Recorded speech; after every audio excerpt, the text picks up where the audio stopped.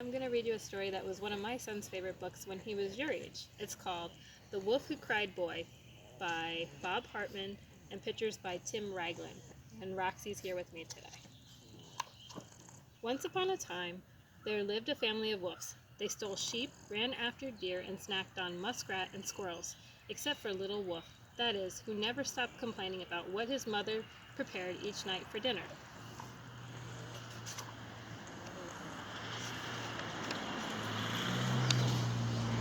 Lamb burgers again, he whined. I hate lamb burgers. Sloppy dough, he howled. We had sloppy dough last night. Chocolate mousse, he whimpered. Chocolate mousse makes me sick, and besides, it looks just like... That's enough, barked Father Wolf, but it never did any good, for all Little Wolf wanted to eat was... Boy! Why can't we have boy tonight? We never have boy anymore. Well, son, said Father Wolf, there was a time when a clever wolf snatched a shepherd boy off a hill and plucked a farm boy out of a field. Why, there was nothing better than a steaming plate of boy chops, a big boy potato, and some boysenberry pie. But boys are hard to come by these days, so stop your complaining and finish off the moose. Yes, father, said Little Wolf, muttering. Then he asked, but suppose I did find a boy someday? Father Wolf smiled. You have to find a boy out there in the woods, and your mother and I will be happy to catch him and cook him for you. But I wouldn't get my hopes up if I were you. The next day, as Little Wolf made his way home from school, he sniffed the air. Three-pig salad, he moaned. I hate three-pig salad. And then Little Wolf remembered what his father had told him about catching a boy someday. He decided to play a little trick and put off the awful dinner for a while. He ran home just as fast as he could, howling all the way. Boy, boy, I've just seen a boy in the woods. If we hurry, we can catch him. Father and Mother Wolf ran out of the cave. They ran through the woods to the top of the hill and all the way down the creek. They pierced into the trees and sniffed behind the rocks and looked into every hollow log. But they could never find the boy. We looked everywhere, panted Father Wolf, everywhere a little boy might be. But we just couldn't find him. Better luck next time, son. Little Wolf tried to look disappointed, but it was all he could do to keep from laughing. The joke got even better when his mother announced, "Oh no, the three-pig salad is ruined.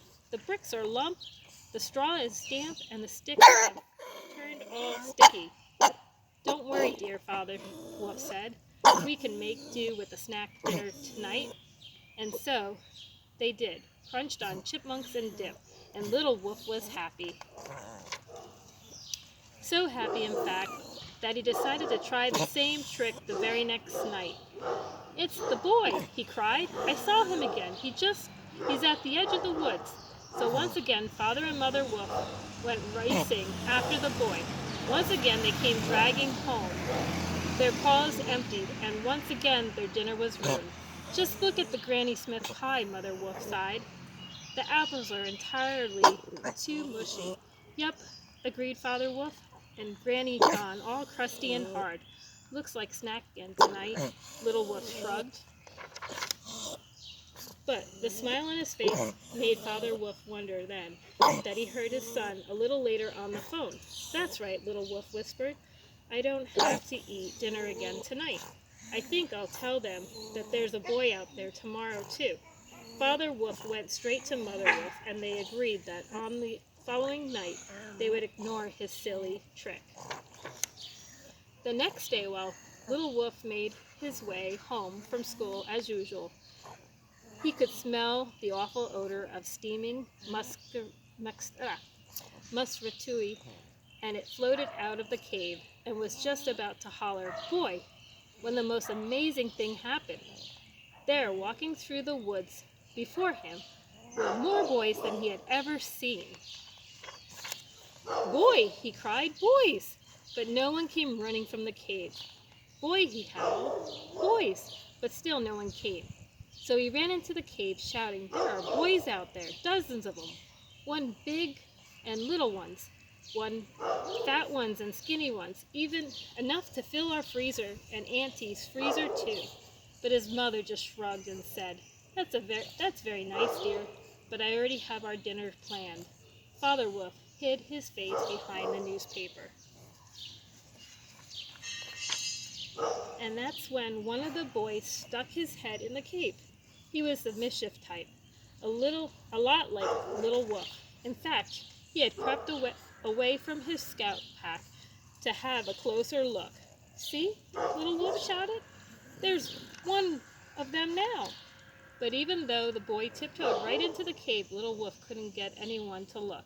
There's a boy on the couch, he howled. That's enough, son, said his mother. You're not fooling us, added his father from behind the paper.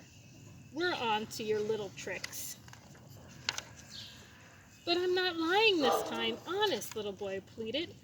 There really is a boy right there, right here in our cave. The boy glanced at his watch and then turned to leave. Look, please, look, said Little Wolf begging. He's getting away. But by the time Father Wolf finally stuck his head up from the newspaper, the boy was gone. You waited too long, cried Little Wolf. He was here a minute ago, and all we had to do is run outside. We will do no such thing, growled Father Wolf. From now on, you will eat your dinner without complaining, and you will stop your fibbing once and for all, said his mother. Do you understand? Okay, Little Wolf sighed. So from then on, the Little Wolf ate lamb burgers and 3 pig salad, and even grew fond of Granny Smith pie. And he never ever cried boy again. And that's why the boy at least lived happily ever after.